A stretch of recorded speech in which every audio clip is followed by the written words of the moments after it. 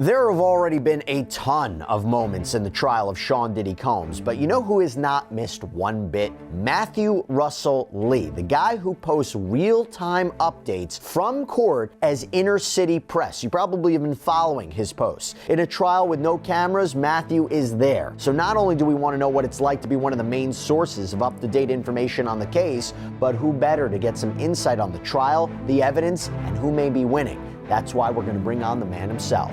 Welcome to Sidebar, presented by Law&Crime. I'm Jesse Weber.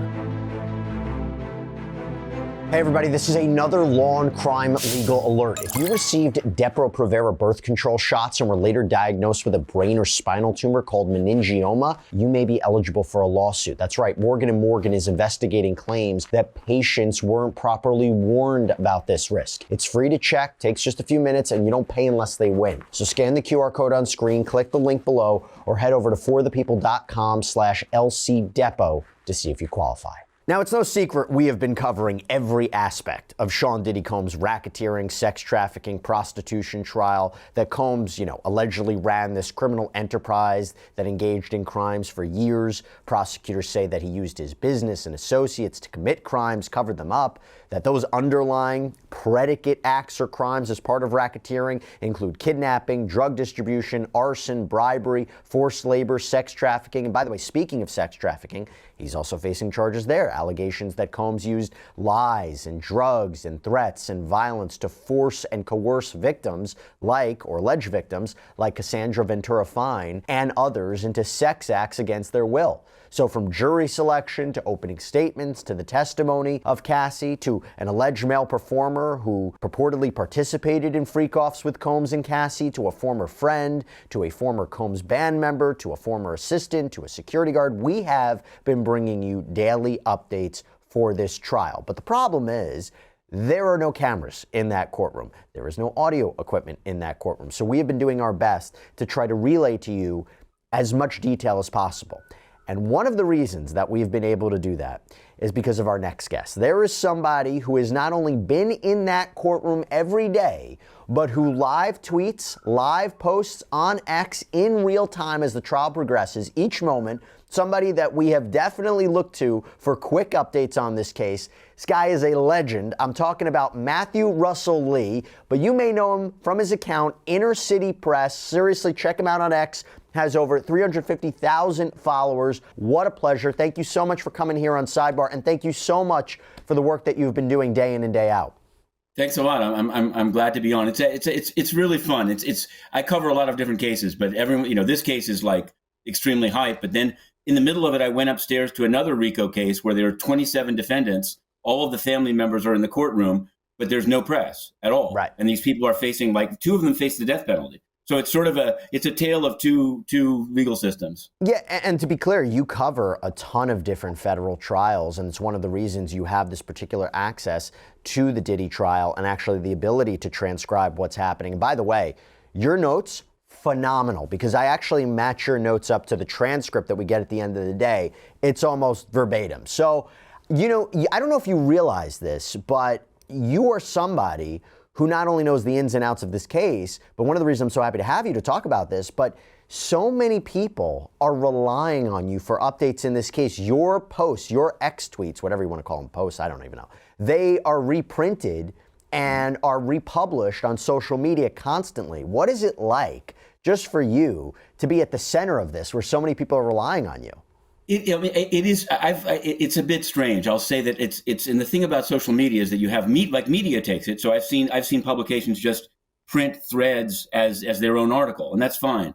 You also have, as you may have known, online, everyone's voice is equal. There are Diddy supporters; they do exist. I'll just give you an example what it's been like. It's fun. When the trial is going on, everything's out of my mind, and I really enjoy it because although it's word to word, you do try to capture some things grab you more than others, or some ways that things are phrased just seem strange, and it seems very important to really nail it down. I feel like it's not. I'm not saying it's an art form. It's a matter of transcription, but also there are things where you can tell how people are going to take it. But the great thing about it is that you don't editorialize. But for example, one aspect of this has been that because of the way social media is, there's been a few spoofers, right? Somebody said that Prince had made an appearance, or Nicki Minaj. I don't know if you followed this, but I've gotten a lot of people have asked me to clarify it, so I've clarified it. over the weekend, I did like an ebook just to say, like, these are my tweets.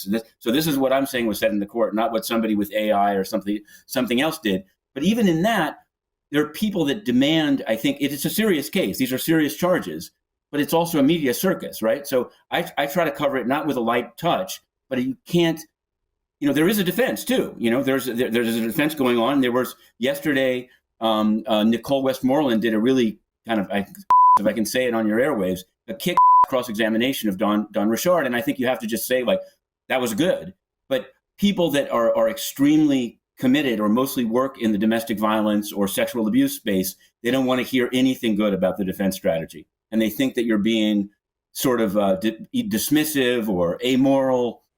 So I'm not trying to give a negative thing. It's very fun. I've really enjoyed it. And the thing there's every media in the world is there. And there was a push to try to get access to the videos, the freak-off videos. I put in a filing into the docket to say just that the lawyers' arguments, which are not going into the docket, should be put in the docket. And yesterday, Judge Subramanian said that they will go in, but on a week delay. By the way, just to be clear, and as somebody who covered the Johnny Depp trial for 6 weeks and also has been covering the Blake Lively, Ryan Reynolds case or the Harvey Weinstein trial, I was there for that. People go into these cases with, and I'm not blaming them, not judging them. They already go in with preconceived notions. They have a side. They don't want to hear what the other side is. And unfortunately, that's our job, is to present both sides. And, that's what the point of a trial is. But you mentioned the freak-off tapes or these alleged freak-off tapes. Just to be clear and set the record straight, has anybody in that courtroom, including the jury, seen actual footage of sex tapes? They're definitely, yes. But no one else except the jury. There was a whole fight about this. And there's a media coalition, right? They have this, it's like Davis, Wright, and Tremaine. They didn't really fight much more. They put in a single filing saying there's a constitutional right to see evidence in trial, which I agree with. They then proposed that there be pool reporters. This was also shot down by the judge, citing the Ghislaine Maxwell case. So basically, the jurors will have a screen and headphones, and that's it. No one else can see it. I think, personally, I'll say this. I use the word allegedly a lot. I'm pretty sure the tapes exist. In the sense that I don't even think that the defense is saying that there weren't, multiple partner sex events that were filmed. I don't think that's part of their defense. The question is whether it was consensual or whether, even if it was somehow abusive, if it really makes it out a racketeering case. So I was sort of asked, do I want to join into unseal the freak-off tapes? And I'm not sure what people would do with it. I mean, credible media probably wouldn't show porn, like violent porn, or who knows if it's violent. I haven't seen it. It might be important though, because it might be important for someone, whether it's a pool reporter or not, to see it, because the question becomes, their defense is basically going to be, yes, he has a freaky sex life. Yes, he has threesomes. Yes, he films things. Yes, he pays escorts to come in and have sex with his girlfriend. But is that racketeering? That's their defense. And I think, in a way, the way the jurors may vote may depend on how they view not just the idea that there's a tape of a threesome being shown to them in a federal court, but how does it seem? What are the right? And which ones do they choose? Because it sounds like there was some violence in some of them, at least. So look, I think from a legal point of view, there is clearly a value for the jury to see it, because does it corroborate what Cassandra Ventura and, let's say, Daniel Phillip were saying about what was happening in behind closed doors and whether or not Sean Combs was directing these events? It's one thing for somebody to testify to it. It's another thing to actually hear it on video, if that's what the videos actually show. I am concerned, of course, about it getting out and what people might do with it. I think that's a legitimate, real concern. But when you talk about the jury in general, seeing those tapes, seeing the evidence, can you glean anything from their reactions? I mean, how are they reacting to this? I think people overdo it. I want to see, I've seen a lot of, and I don't mean to, and I understand why. There's a lot of airspace to fill up. I don't know how much we can read into it. I mean, if somebody said, if somebody vomited while watching it, I would report that. But I think that sometimes we can cut the cheese too fine in terms of how reading the facial expressions of jurors. I mean, let's just step back for a moment. The SDNY prosecutors, and I think federal prosecutors in general, have about a 95% batting average. So I'm not saying what's going to happen here, but I think it would be shocking if he were found not guilty on all charges. Maybe one, maybe two. I don't know what's going to happen. I'm just saying, if you look at the percentage. So people are going to be looking at the eyes and say they didn't seem shocked enough. There was jury selection. People, covered it, and they thought it was fun. When you got to hear in court somebody say, I get my news from TikTok. And there were a number of one lady who worked for HBO. There were people who covered that kind of stuff. I zeroed in on a particular juror. I don't know why, but except that the person said that he worked at the United Nations. So I used to cover the United Nations very closely. And then he said he worked in the United Nations Counterterrorism Office, but he didn't ever deal with U.S. law enforcement. And having been there, I know that's not true. I know that the U.S. they have meetings, like people go from HSI. It happens. So I'm not angry at this. What I found, this is what I want to sort of give this flavor. I thought it was interesting to report on this. I figured out more about the guy, but I thought I won't report it because you're not supposed to. This is an anonymous jury, et cetera. At the same time, the public has a right to know how the juror is selected to judge Sean Combs. So the judge yesterday, or maybe 2 days ago, said very, very kind of archly, no one better be outing these jurors. And that's certainly not my goal, but it seems to me, this is why I'm roundabout coming back to you, people wanted to be on this jury. I cover a lot of jury selections and a lot of trials, and you usually have people not trying to get on the class. You usually have people saying, I have a vacation planned, and the judge says, you're going to have to cancel it. Or I have to pick up my kid at 5, and he says, well, if we off at 3, can't you do it? This was entirely different. You had people downplaying what they knew about the case. I'm not sure why. I don't know if people think they can write a book about it. Maybe it's interesting. The UN guy can't figure out his motives. Maybe he thinks he's going to be paid and it's more interesting than these interminable meetings inside the UN. It's a jury that's predisposed to be interested in this. And whether it's because they want to convict or whether it's because they might want to acquit, I don't know. And I don't know what kind of a person would want to acquit. But I meet them online, but I don't think they made it onto the jury. Well, this is one of the most high-profile trials, impactful criminal trials I've seen in quite some time. Again, going circle back to Johnny Depp, Amber Heard. That jury was glued to everything that was happening in that case, and they couldn't ignore just how massive of a case that was.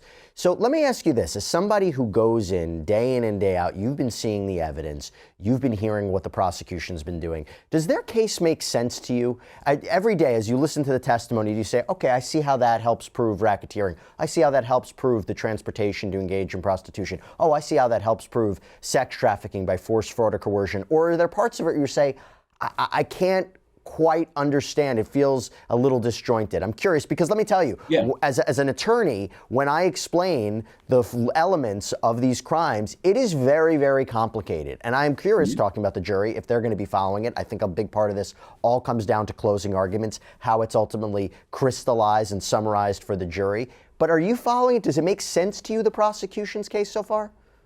I have in my head the people that are like, how can you say this? But I personally, I think this is it's a unique racketeering, sex trafficking prosecution in the sense that, just as an example, I covered one where basically like a crack gang took runaways from New Jersey that were 15 years old and sold them as prostitutes on Long Island. They came from New Jersey, they sold them on Long Island. And it was definitely by force. When people tried to leave, they were beaten up, there were people flashing guns. Here, I feel, he's a terrible boss. You heard, yesterday there was the personal assistant who worked 20 hours a day and was told this is Diddy's world. And so there's grist for the people that want to say that it's kind of overcharged, or at least the conventional ways in which these statutes are used are not a natural fit to a kind of thuggish music, megalomaniac, and worse. Of course, I don't know what adjectives I should use, he's terrible. But it's not surprising to me that there are people that say, wait a second, she could have left. And of course, then there's a bunch of expert opinions saying why people don't leave. And that's a whole other kettle of fish. But whether that can turn some of these things into sort of the conventional view of what, it's like sex trafficking. If an escort is paid to fly, if an escort Jules that they wanted to see is paid to fly from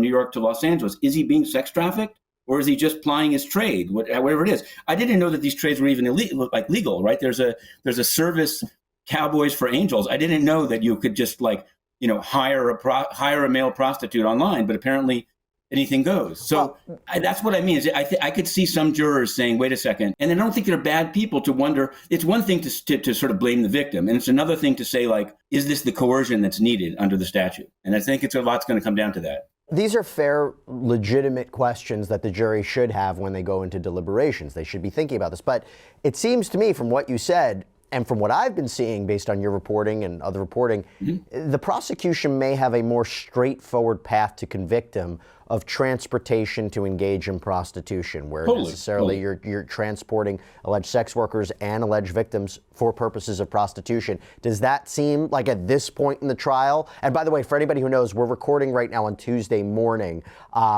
does it seem like they might have the goods? Yeah, absolutely. That seems to be actually what the thing was. There's no, and the thing is, I wanted sort of, I'm sure you saw in the sort of pretrial back and forth. This is, I believe that statute is, I'm a lawyer as well, but I believe it's called the Mann Act, right? The MAN, not like man for sale, but it was the Mann Act.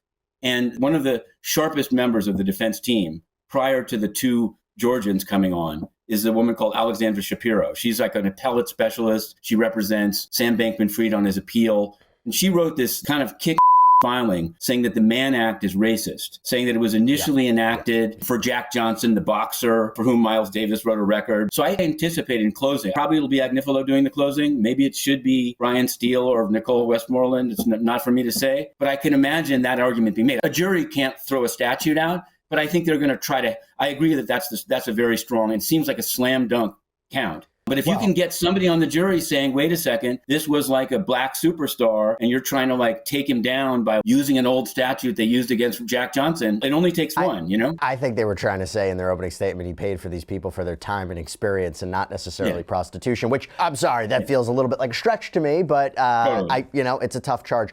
You look, I think we can both agree, a lot of this comes down to Cassandra Ventura Fine and her testimony and what the jury makes of it.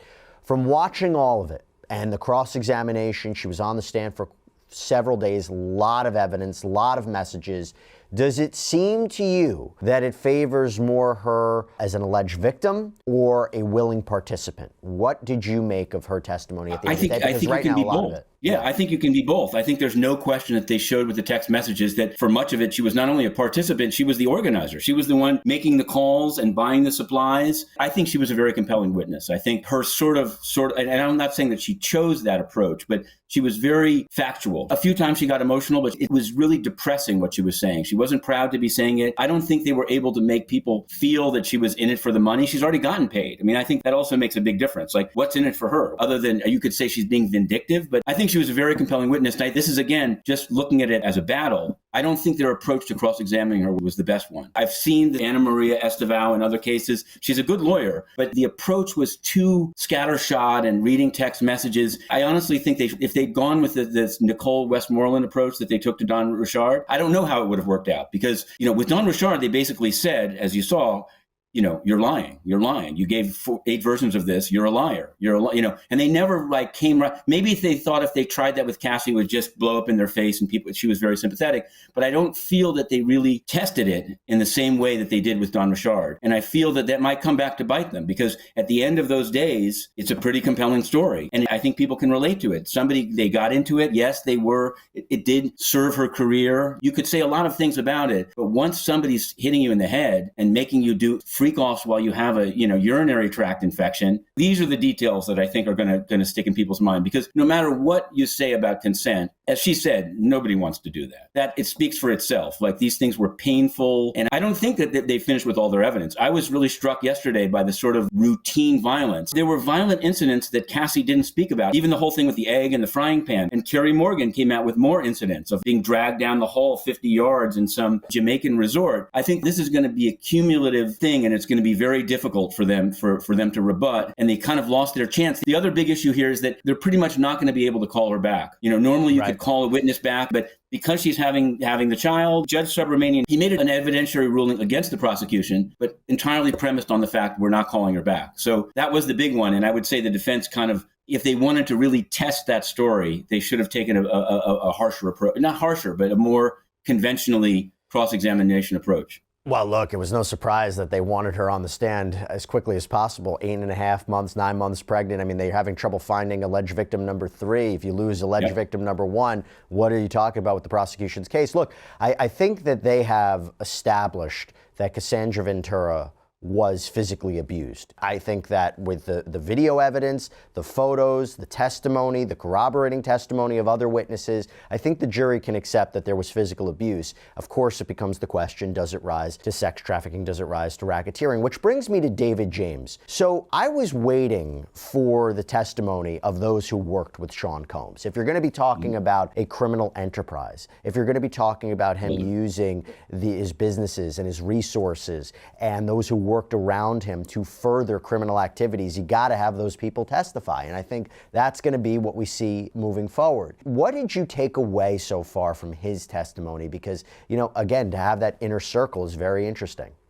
Again, I think we're doing this Tuesday morning, so he hasn't finished yet on direct. I think here the prosecution kind of blew it. Like, they had a certain amount of time. I mean, who knows? Maybe they can fix it today. But being a bad boss is not enough. Working 20 hours a day and being a megalomaniac is not a crime. I mean, I wouldn't want to work there, but I think that they forced labor, no, right? They tried to. I know that's all. Yeah, I mean, I don't know if you followed the Larry Ray trial. It was a sex cult dad in Sarah Lawrence College. He literally made people forcibly go down and dig holes on a farm in North Carolina and put like tinfoil tourniquets around their sexual organs. This was forced labor. The idea of a guy that wanted to work in fashion being willing to work 20 hours a day. That's just called New York, or a certain kind of New York. In the Harvey Weinstein retrial, there was a guy that testified as his personal assistant saying he had 3 phones and 2 BlackBerries and would drive around with Harvey, basically handing him phones and him saying, screw you or 500 million, And so I think that they need to get this guy. It didn't have the flavor to me, at least yesterday, of this is a criminal enterprise. It felt like this is a kind of like megalomaniacal, I don't know what rap stars with their own record label, what the continuum of behavior is. But I feel like they were setting, that's the problem with these breaks in the trial days. If I was a juror at the end of yesterday, I would have gone home and said like, okay, he's or whatever, but they might have wanted to start with a bang. Like with Cassie, they start with a bang. It's like, here's the video of the hotel. Again, I can't do it for them. I'm sure that they're building up, and they have other people. They have a chef coming on that's going to be this Jordan Atkinson. I mean, they have a bunch of people. So I think to make it really racketeering, it feels to me like they're going to want to have the security guys. They're going to have guys that like had guns, that they alluded to them like grabbing the guns and going to find Suge Knight. Like, that's good. That's having recently covered the trial of a local drill rapper called Kaye. That's, they focus very much on like the guys getting together in an apartment in the Bronx, grabbing the guns, shooting, going 20 blocks away and shooting at people. With Combs, nobody knows what he did with Suge Knight. There's the burned car. But I think they should give me more of that, less BlackBerry, more gunplay, or more something. No, I hear you. Because they basically have to persuade this jury that he is this leader of a criminal enterprise that was engaged in a pattern of criminal activity, including the systematic exploitation and abuse of women over a period of time. We're still in the beginning stages. It's going to be an 8-week trial, but I hear your reservations and concerns with the prosecution's case. I did think James was interesting when he recounted this alleged conversation that he had with Cassandra Ventura, where she allegedly said, man, this lifestyle's crazy. He suggested, why don't you leave? And she says, I can't get out. She told him that Combs controlled her music career, paid for her apartment, gave her an allowance. That's also similar to testimony that we heard from another witness as well. Do you think that has been articulated well? Because I know that the defense has said this is just a relationship built on jealousy and anger, and he was trying to help her career. But do you think the idea that she couldn't easily leave the grasp of Sean Combs, do you think that has been properly articulated? I think that they're on much weaker ground when they say things like, he didn't put my records out. Like, I don't mean to say sorry, too bad. It doesn't feel like coercion. You know what I mean? Like, baseball players can't just change teams when they want. And I don't want to be dismissive, but I think the looming threat of violence, it seems to me, it should be what they should be focused on. And at times they do. At times they say, like, she was only able to sort of flap her wings when she was in South Africa far away and he couldn't get to her physically. And that every time she tried to do anything, he bashed on the door with a hammer. Now you're getting into, why were you afraid to leave? Because even if you did leave, the guy's going to be at your door with a hammer. You know what I mean? But to say I couldn't leave because it would hurt my career, it's a shame. But I think there are many people in that situation, not just in the music industry, but like all over the place. But you shouldn't be in a situation where if you say no, they still go forward and do it. Or if you say, I'm leaving, they bash on your door with a hammer. I think the prosecution has an easy answer. You know why she couldn't leave? Exhibit A, 2016 tape. That's exactly. No, I agree. And I think that they should be getting, I think that they err when they even, that's all they have to stick to. They don't have to get in. They're trying to get into these more subtle forms of control. And I can imagine one or more jurors, when they actually deliberate, saying like, wait a second, isn't this what they're trying to tell us is coercion? And then it's going to take some other juror to say like, let's just go back to the video. You've covered these things. This hype is not going to, not hype, but this hoopla is not going to end for maybe by the 4th of July, as Judge Subramanian said, but it's going to be very interesting in deliberation to see like what exhibits they request. Oh, sure. Because then you try to read the tea leaves and how long they take. It's anybody's guess. But I think, honestly, if I were a juror trying to convince my fellow jurors to convict, I would just say, let's go back to that video. Because you're absolutely right. Like, it speaks for itself. You don't have to be committing violence every day to coerce somebody. You have to just do it enough that it's in their head. I also think one of the more concrete examples is the plane incident. So if you take the allegations as true, shows her a video of the freak off. She feels trapped. They land. He wants a freak off. He gets a freak off. Now, let me ask you about this, because I know your time is limited. I know you have to jump into court. His demeanor watching Sean Combs in court, what are we not seeing? I mean, I think he's definitely, everyone was focused on like his hair's gone white and he's wearing sweaters. I was going to say, actually, you've got on your Sean Combs uniform today, because he's wearing. Yeah, that's. I don't know if that's the comparison. But I'm saying like it's a very I've seen a lot of, for example, the other rapper I'm talking about, local drill rapper Kaye wore a suit. You can choose what the BOP gives you to wear, and he's chosen this look, which is very kind of It is, now that I've said that you're wearing it, I don't want to characterize it, but it's all good. I think that he's very, I'm always watching to see which of his lawyers he's actually having a real discussion with. And I think I'm starting to see, and maybe I'm looking for it, but that Brian Steele and Nicole Westmoreland, here's my prediction is that they're going to get, because it's a team of 9, right? So they're choosing, it's like a baseball team. You're like, who do I send in as a pinch hitter? And they did. They had Westmoreland as a pinch hitter. It was going to be Mark Agnifilo who's going to do the cross of Don Richard. And clearly, over the weekend, they decided, no, we're going to make a switch. We're bringing in the flame-throwing, left-handed reliever or whatever. And I wonder whether that decision was made by the team of 9 or by Combs himself. And I think that's the kind of, I'm less concerned of like, did he glare at Cassie or whatever? Like, he's not stupid. He's not going to be intimidating a witness. It's a very studied approach that he's taken.